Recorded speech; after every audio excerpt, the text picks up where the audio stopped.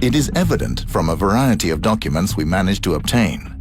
Never before published, many of the documents are written by Mohammed Yunus. We can reveal that Yunus discreetly transferred more than $100 million from Grameen Bank to the new company Grameen Kalyan. The transfer took place in December 1996. Around $100 million, of which most came from Norway and other international donors such as Sweden, Germany and Canada, were returned after the transfer to Grameen Bank as a loan. In that way, the Poor People's Bank avoided paying tax. However, in February 1998, the Norwegian embassy in Bangladesh rings the alarm bell. By chance, an employee discovered that more than $100 million had been transferred. The embassy had not even heard of the new company, Grameen Kalyan. The Norwegian state aid corporation NORAD reacts harshly that the funds are missing from the Grameen Bank in order to avoid future taxation, as Mohammed Yunus writes. With gradual higher interest rate charged, more and more money will have to be paid out as taxes in future.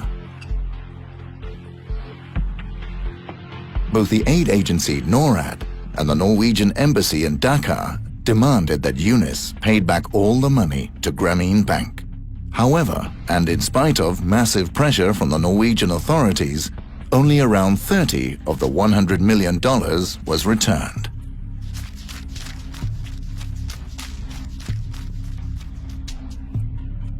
In a personal letter to the then director of NORAD, Mohammed Yunus warns about the consequences should the matter go public.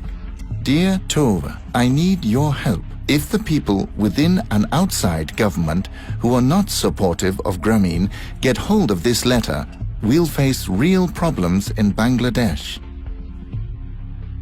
And NORAD kept their mouths shut. They stamped all the documents confidential.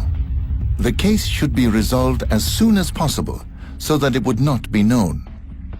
We have repeatedly tried to get a comment from those responsible for NORAD's leadership in 1998, but just 2 hours before a scheduled interview, it's been cancelled.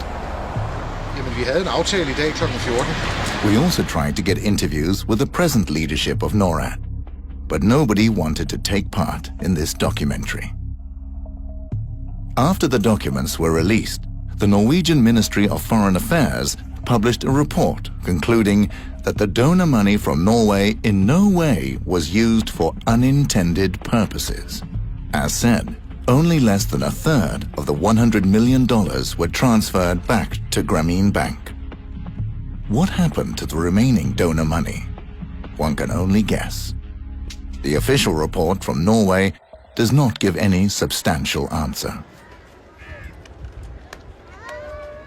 For decades, microcredit has been seen as an effective tool to lift poor people out of poverty, and the Western world has donated enormous amounts of money for the cause. For months, we have tried to get an interview with Mohammed Yunus in order to get some answers to the many critical points raised in this program. We finally tracked Mohammed Yunus to a business fair in Valencia, in Spain, where he is receiving yet another award. I've sent him the question 6 weeks ago, and I've kept on doing this week after week after week. Also to Lamia.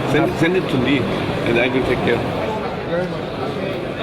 We arrange, and then we set it on the right spot. Just he doesn't want to do it today. Let's see a good time.